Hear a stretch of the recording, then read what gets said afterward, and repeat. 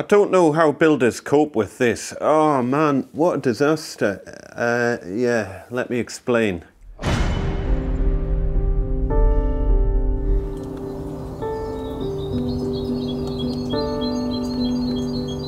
Hiya folks, welcome back to our self-build extension project, and man, I'm starting to get a real appreciation of what builders have to go through with stuff like this and doing domestic, especially kind of smaller projects that tag onto old properties. Honestly, it would have been much easier to just rebuild an entire house from scratch rather than all the stuff that you end up going through where you're joining old stuff onto new stuff and all that sort of thing.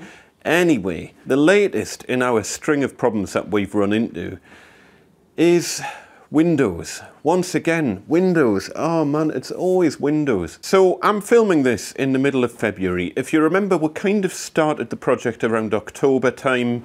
So it was like October, November was brickwork and groundworks and all that sort of thing. December was more or less written off because we got the coof and it was obviously Christmas holidays and all that. So yeah, most of December was gone. And then in January, we got properly back into it again. Now, we were told, we ordered the windows pretty much at the end of November. As soon as the block work was done, it meant that we could get the window company out to measure all the windows, because obviously until you've got the windows built, it's a bit of a gamble unless you're going for standard size windows. We'll maybe talk about that later on. But we basically did all the windows and bifold openings as per the architect's drawings, which weren't based on standard openings. So it ends up having to be bespoke windows and bespoke doors, and that means they all have to be ordered in advance.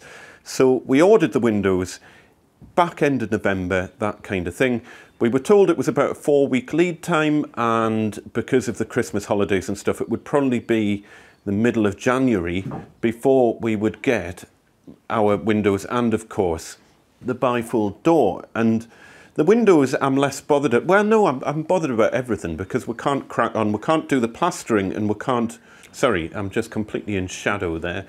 It's very dark in here because there's no windows. Anyway, we can't do the plastering and we can't do the rendering until the windows are in. And that's because on the inside, the plasterboard and plaster needs to butt up to the window, because unless you want to have a trim around, which I'd rather not. And on the outside, the render butts up to the window. So essentially, until the windows are in, you can't do your plastering and you can't do your rendering. And obviously, if you can't do your plastering, it means that you can't do all of your second fix stuff, like putting radiators on walls, getting your central heating in. It means that you've essentially got a great big open gaping space leading into the property, which we have at the moment. We've just got a tarpaulin blocking up the bifolds, which are behind that massive pile of insulation there. But the key thing is that the property's not weather tight. Anyway, where am I going with this? Yes, it was November time that we ordered the windows, and we were expecting them to be fitted mid-January, maybe end of January, worst case.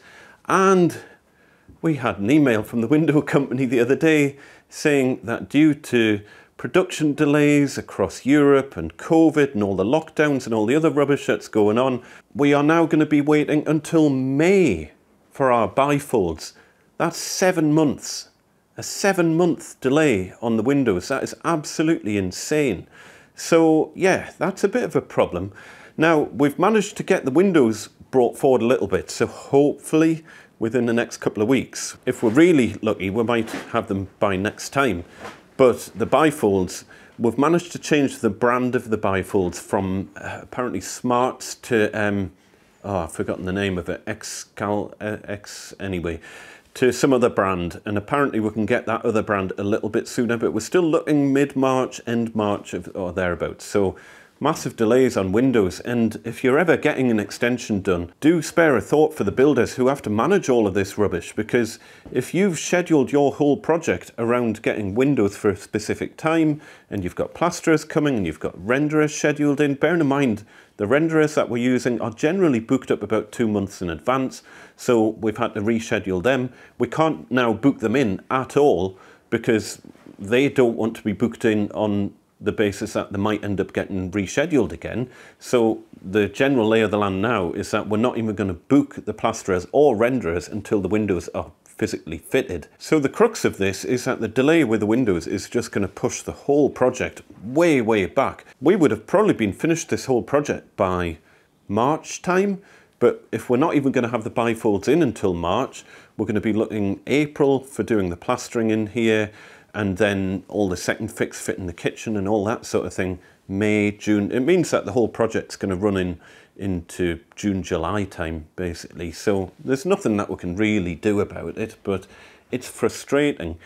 If I'd known about these sort of problems, which again, it comes from our own naivety towards a self-build and stuff. If we'd known, we would have gone for standard sized windows and doors, because you can get kind of off-the-shelf bifold doors and you can get off-the-shelf windows that are a standard size.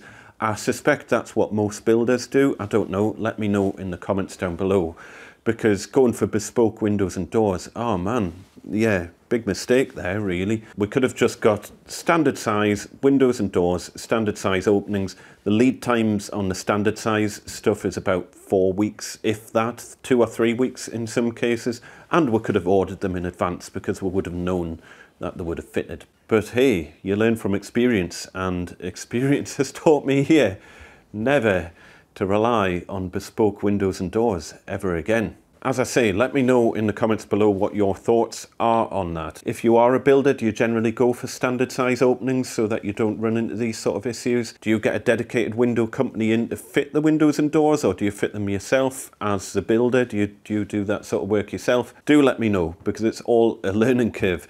But anyway, last time, you probably saw that we were doing the floor in here. The floor's all down, and we're kind of playing Jenga with what was my office at the minute, because we are mainly working on the bedroom upstairs, and all of this stuff was in the bedroom upstairs.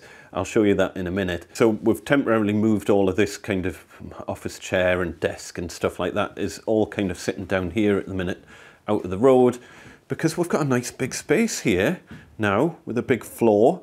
It's very cold because it's a bit drafty, but all the insulation's done under the floors are down.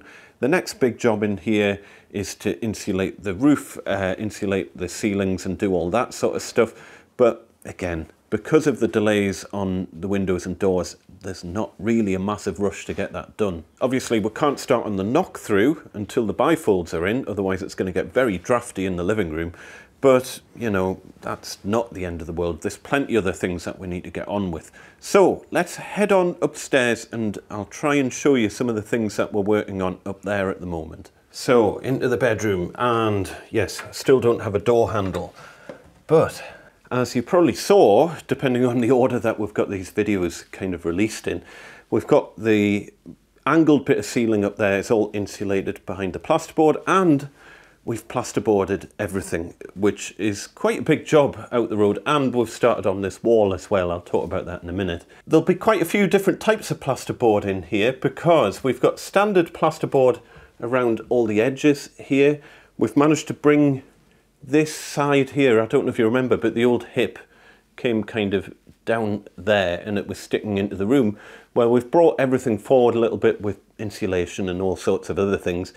And that's allowed us to have that angled bit of ceiling flush all the way along. So you would never know that this room has been extended. There's not like a hip sticking out into the room like there was before. And it's the thickness of the insulation that's allowed us to do that, basically. So again, right into the corner there, that'll all be skimmed and it'll all be lovely. And then over here, we're heading through into the ensuite. Now, it's a bit dark in there at the minute, so I'll pop a light in there in a second, but I just wanted to show you the different types of plasterboard that we've used here and explain why we've done that. So first of all, that pink plasterboard running up the middle of the room there, that is covering up the steel, the box section steel that runs all the way over there. I'm not entirely sure if there was a requirement for that or not, but I figured better safe than sorry. Building regs didn't really ask anything about that. They didn't seem particularly bothered when I pointed it out, but I've seen situations where you do have to fireproof underneath steel, so I thought, you know, for the sake of an extra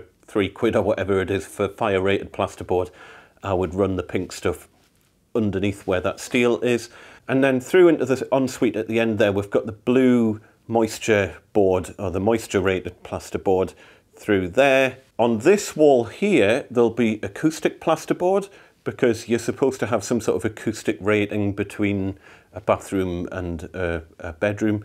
So that is acoustic insulation in the wall, and then there'll be acoustic plasterboard on this side, moisture rated plasterboard on the other side. And then if we head through into what will be the ensuite, we can see we've got the ceiling is all plasterboarded out with moisture rated plasterboard up here. This will all be dot and dabbed with moisture plasterboard over here, and as you can see, it's moisture plaster, basically moisture plasterboard everywhere in here. The door openings all built to the correct size for the door liner. The door liner's leaning against the wall over there. We'll fit that later. There's no particular rush to fit that. But of course, before we could build this stud wall here for the bathroom, we needed to get all the services under the floor, because obviously you can't get the floor up now that there's a wall built across it. So any services that did need to go under the floor are now under the floor, and that basically includes the radiator pipe work over there, hot and cold water supply, which I'll show you in a second, and any electrics and whatnot that need to go under the floor as well. So they're all under. The floor is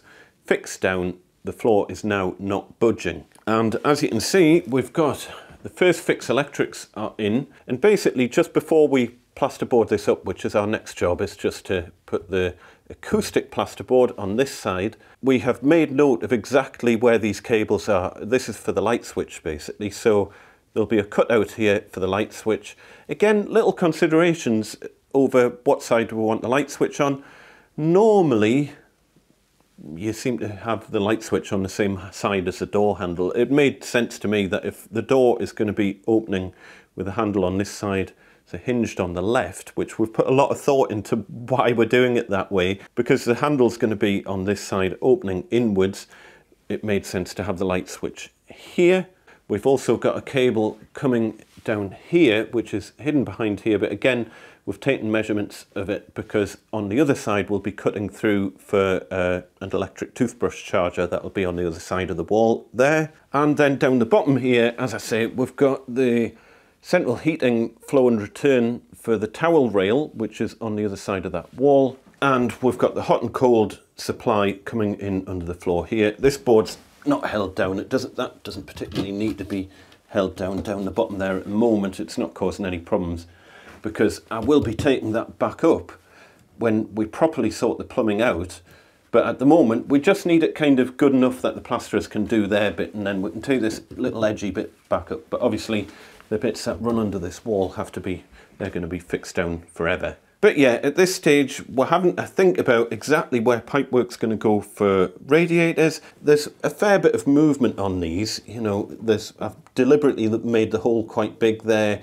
So we've got a fair bit of movement. They'll probably come out the wall about that far, and they are in exactly the right place for the towel rail. We've only these little angled things, they're just to keep it covered up, because you don't want muck and rubbish getting down into the pipe.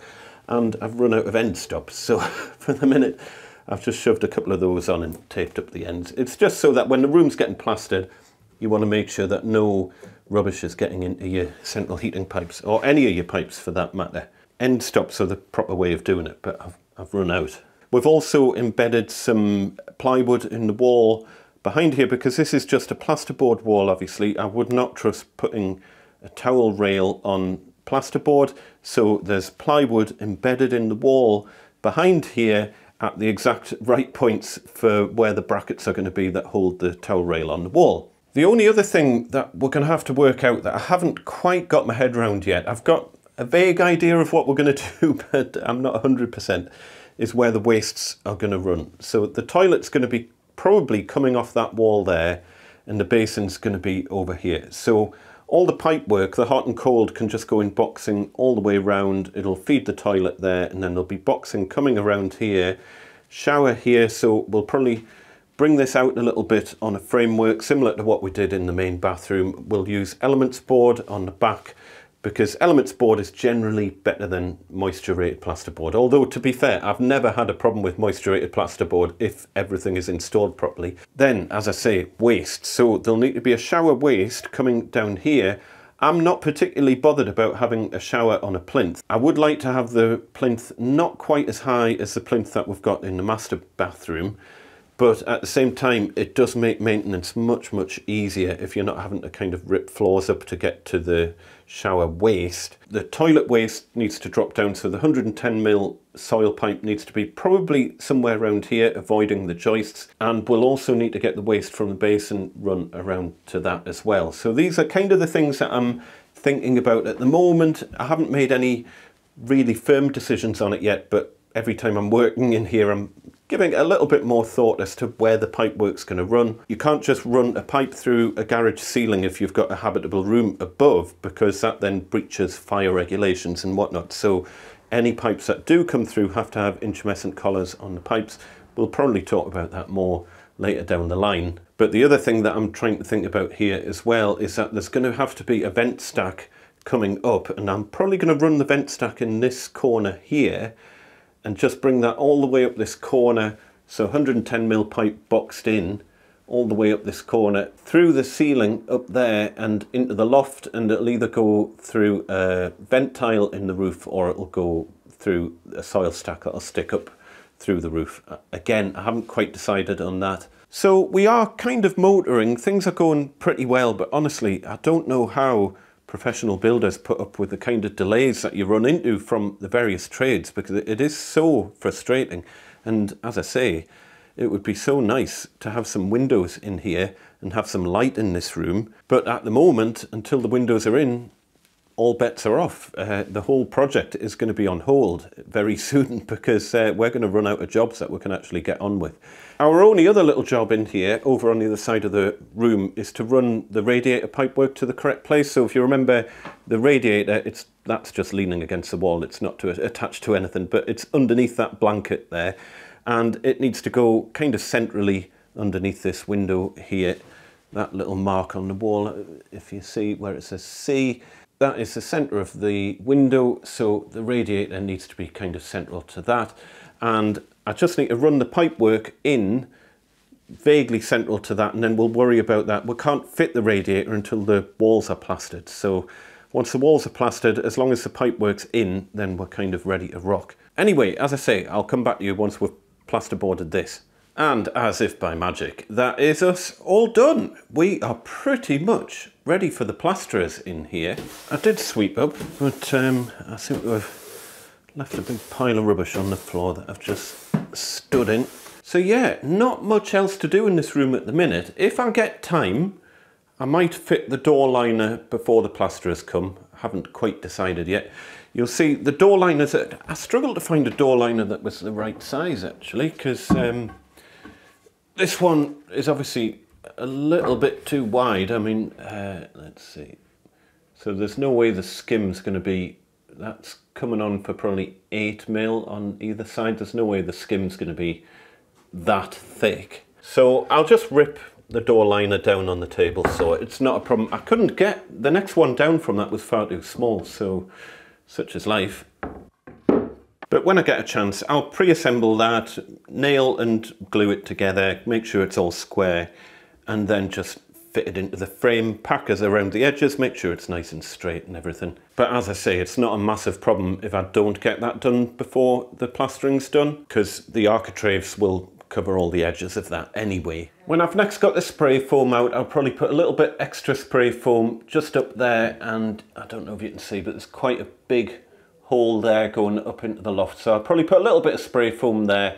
This will all get bonding plaster on it anyway before it gets a final skim, but it's just so there's not just a void behind there. Just give it something for the plaster to actually go on to make the plasterers' lives a little bit easier. I will clear all this junk away before the plasterers start. I'll shove the insulation up in the loft or something, because we're all done with insulation down here. What I have done is I've left a whole load of offcuts of normal plasterboard and moisture board over there, ready for when the plasterers are doing the dot and dab. And the only other thing that's probably worth mentioning is that all the plasterboard that's destined for the walls to be dot and dabbed onto the walls, we've just laid them flat on the floor.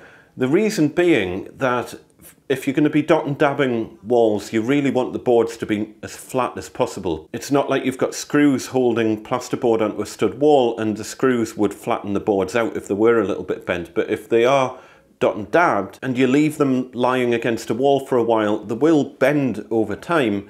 and then it does make life a little bit awkward for the plasterers. You can end up with kind of bendy walls. So we want nice straight walls. So if we leave these on the floor, they'll conform to the nice flat floor, and at the time that the plasterer comes in to dot and dab the walls, it'll mean that we'll have nice flat walls. As I say, I still need to tackle the radiator pipework over here. I can potentially do that afterwards. It's just you have to bear in mind that once the wall is dot and dabbed, the plasterboard will come out by a couple of centimetres at least. So you just have to consider how hard it's going to be to get the boards up once the wall's been dot and dabbed. I only need this little section here up, so what I might do is just cut the tongue and groove off and just double check that I definitely can get this board up once the wall's been dot and dabbed. And if I can, then I can sort that pipework at any time really, once the room's plastered. In fact, it would probably be easier to sort that pipework once the room's plastered, because then I can get the radiator on the wall and match up the pipe locations perfectly. So I think we'll leave it at that for today. This room is pretty much ready to rock. Because of the delay with the windows, what we've decided to do is just kind of take a little step back and regroup a little bit. We've got this room completely ready, obviously for the plasterers, more or less. We'll get a couple of little jobs done in the rear extension so that that's almost ready for the plasterers.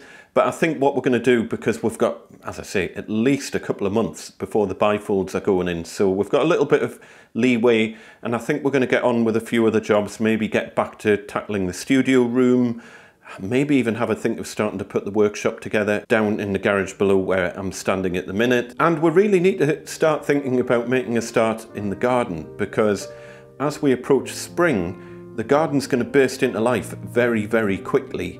So it's going to make sense to try and get any kind of young plants and stuff ready to plant, try and get any more grading that we need to get done, get any fencing work and stuff like that out the road, because as I say, once stuff starts growing in that garden, it's going to quickly block access for doing the fencing and other jobs that need to be done later down the line. So it's probably going to make sense to get some of those jobs done, and then we'll come back to working on the rear extension, get that all ready for the plasterers, and then hopefully by that time the bifolds will have gone in and we can get the plasterers back to work on that room. For now, as I say, we'll leave it at that for today. Remember, if you want more information about this project, visit selfbuildextension.co.uk. There's a link in the description below. If you want more information about costings and slightly more kind of behind the scenes stuff, visit the member zone, members.gosforthhandyman.com. And as per usual, if you've got any questions or comments or anything like that, just pop them down below. In the meantime, take care folks, be nice to one another. I shall see you next time. Tatty bye.